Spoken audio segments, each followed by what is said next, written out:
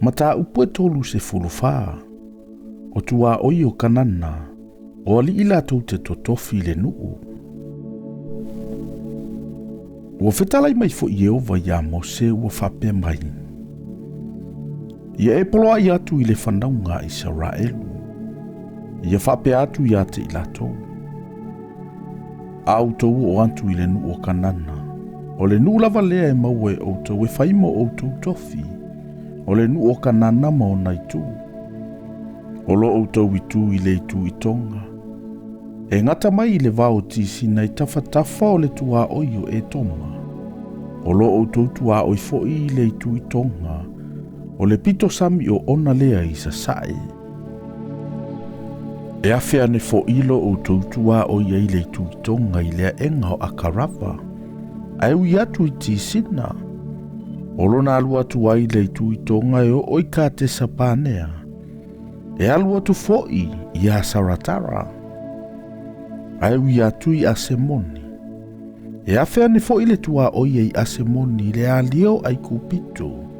O lo na ngata anga o le samilea. O le tua oi fo i sisifo. E faimo outou tua oi le samitele. O lo outou tua oi le ai sisifo. O le nei fo ilo outou tua oi le itu i matu. Tau te fuafua tia mo outou wai le samitele o antu i le maunga horo. Tau te fuafua i le maunga horo o i le meu i atuai a mato. O le ngata anga fo i o le tua o i o atu i se tata. E alu atu fo i le tua o i se ferona. O lo na ngata anga fo i o i hasare nana. O lo outou tua o i le tu i matu. Tau te fuafua fo i lo outou tua o i se sae mai hasare nana. E o antu i se fama. E alu i fo i le tua o i mai se fama e o atu i ripelu. I o na ngā e o aino. E alu i fo le tua o i o antu lava i le tu i se sae o le vai o kinereta. E alu i fo le tua o i o ritana. O lo na ngata anga fo i o le sami o ona lea. O lo o taulau ele lea maona tua o i e si o ai. Ua whai atu Mose i le whanaunga Israelu a whape atu. O le lau ele lava lea e whai ai mo o tautofi le vili.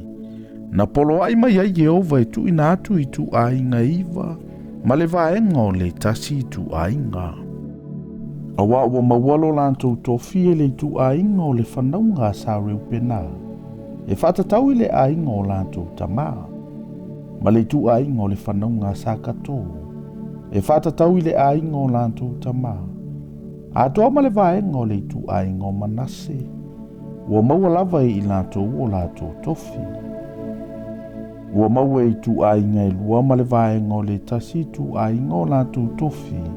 I le nei tu i sa sae o Yoritana. E whesanga i mai Yeriko. I le mea alua ai le la. Ua whetalai mai fo Yehova ia Mose ua whapea mai. O ingoi o tangata lantou te totofi le lau ele mo outou. O Elia saurole o si taulanga. Mai o sua le antali o nuno. Tau te ave fo i li isili ia taitasi tu a inga e whaso tofi le lau ele. O ingo fo i o tangata. O ka lepo le atali o ie fune. O lo le tu a inga o yuta ia. O Samueli le antali i o ameuta. O lo le tu a inga o le whanaunga si meona ia. O eli tata le atali i o kiselona. O lo le tu a inga o Peniamina ia. O le alisili o le tu a inga o le whanaunga tanu. O puki le antali o Iakeli lea. O le whanaunga Iosefa. O le alisili o le tu a inga o le whanaunga Manase. O Hanieli le antali o Efota lea. O le alisili o le tu a inga o le whanaunga Efaraima. O Kimueli le antali o Sefatana lea. O le alisili o le tu a inga o le whanaunga Sepulona. O Elisafano le antali o Parenaka lea. O le alisili o le tu a inga o le whanaunga Isakara. O Palitielu le antali i Asani lea. O le alisili o le tu a inga o le whanaunga Asera. o aiuta le atali o se lomi lea. O le lisili o le tuaiga o le whanaunga na whātali. O petaeli le antali o ameuta lea. O i latou ia na poloa i mai ai Jehova. Ia latou whaasua tofi o le whanaunga Israelu i le nu o kanana.